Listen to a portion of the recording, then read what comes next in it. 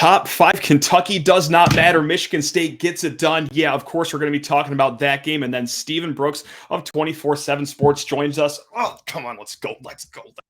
Are Locked On Spartans, your daily podcast on the Michigan State Spartans, part of the Locked On Podcast Network. Your team every day.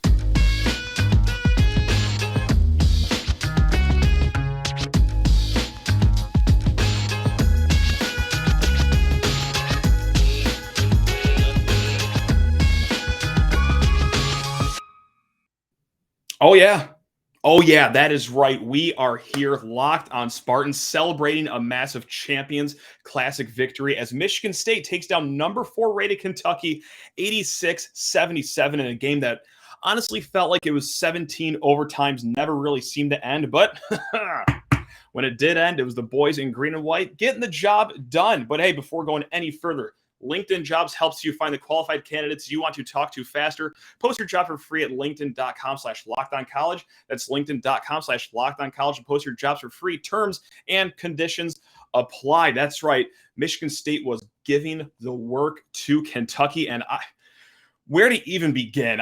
What a win.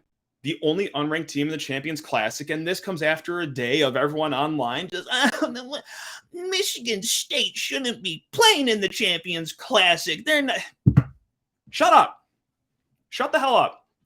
You do not talk about Tom Izzo like that. You do not talk about a man who's the all-time Big Ten winner like that. You don't talk about a man who has more Final Fours himself than probably your own piddly program does. You don't talk about a man that has a tournament streak this long like that. You do not talk about the Michigan State Spartans like that because they picked up that dub and they look like they belong. That did not look like an upset either. And no, I'm going to squash this right now. This isn't some overrated Kentucky team that, we talked about with DK of SpartanHoops.com. Great gentleman. This is a sick Kentucky team. They have shooters. They have athletes. They have 5-stars. And they have Oscar Tshiebwe, who's allowed to commit 12 fouls per game and throw elbows wherever he wants. Still wasn't enough to beat the Michigan State Spartans, and that is thanks to some gutty performances on Tuesday night.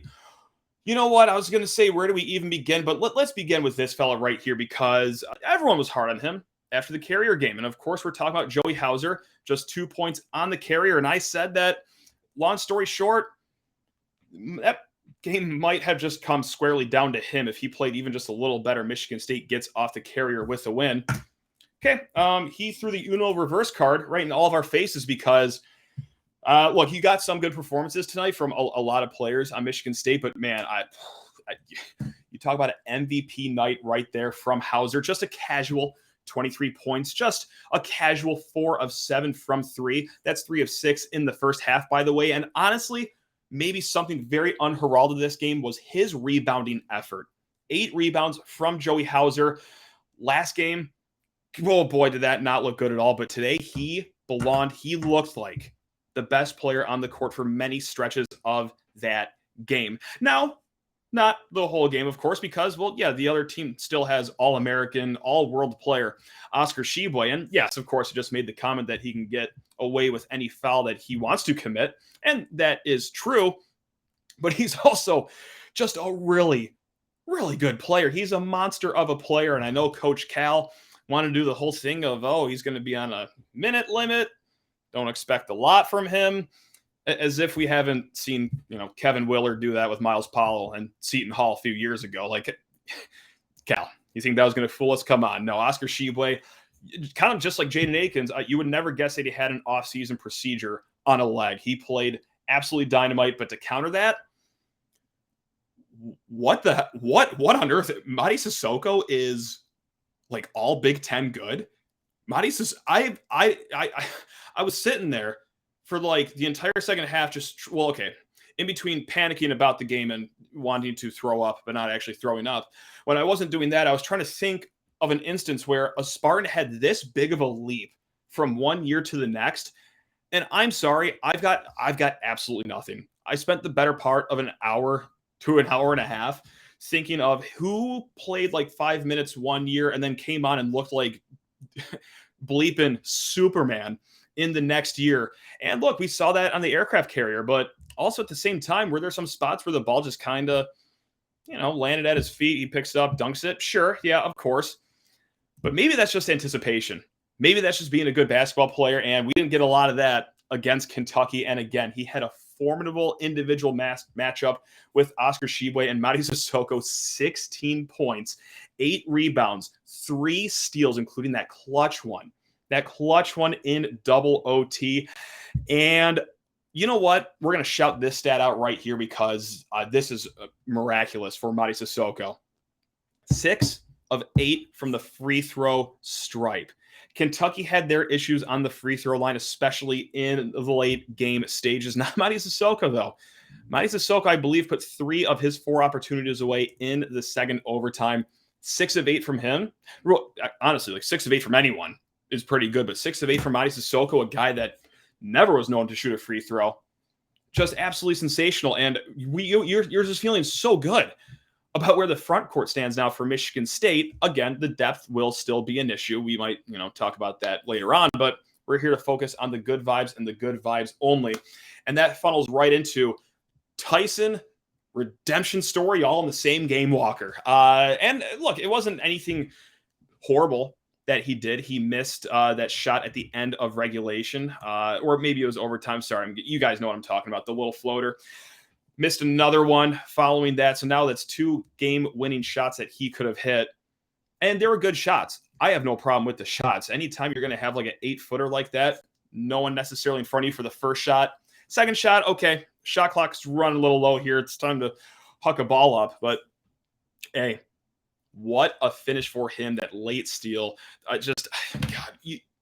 What a redemption story for Tyson Walker. And overall, what makes me happy is everything, actually. But if I could take one of the chapters of this giant book of happiness, last week, if you didn't listen to the show, I'll give you the cliff notes of it, is that Michigan State was up 12 in the second half. They were up 6 with under 10 minutes to go and kind of saw that melt away, And I was starting to get worried that, okay, that was the second game of the season. You can't have losing like that get contagious, because how many times have we seen it in any sport, in any level of sport, where a team starts to lose late leads and that kind of grows into 2 games, and now it's just lingering the entire season just over their heads of, oh God, when's the shoe going to drop? To get that monkey completely off the back before really the monkey even had a chance to latch on firmly is sensational. That is a gutty win, a gritty win, and honestly, a Spartan dog win. The last 2 games, and I know that this isn't X's and O's. Well, it can be a little bit, but this is more of just, cliche and passionately speaking. But it really has seemed like Michigan State basketball has returned to its roots, so to speak, just getting out, running, playing really good defense. I thought the perimeter defense was nasty today, not letting other teams bat flip big baskets. So when they score, okay, get out on the edges. We're going to just Daisy do Dunkaroo right here into, an answer. So, but yeah, with that said, it just looks like that this is going to be a team that is a lot better than I thought. And with that said, I know I was the Mopey Zoo line after the Gonzaga game. I know some other people were too. There was 2 camps after the Gonzaga game. There was one camp which was, hey, we just played the number 2 team in the country really close. I feel pretty good about that, actually. And then there was the camp, which I think was the minority after the game, the one I was in, where it was like, yeah, you're not going to have opportunities for great wins like that. And sure, yeah, they looked okay, but at the end of the day, you still lost that game, and now you can really start your season on a tough skid in the gauntlet. I'm out of that camp.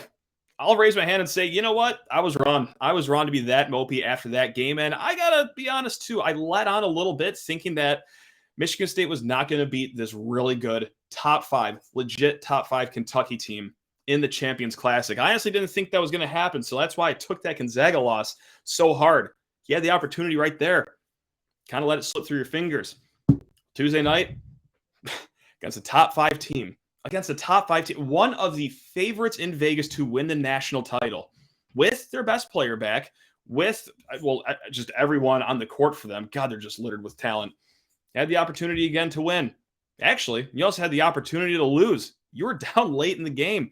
You had an amazing short comeback at the end of regulation, hung with them in overtime, double overtime win, pulled away at the end like champions.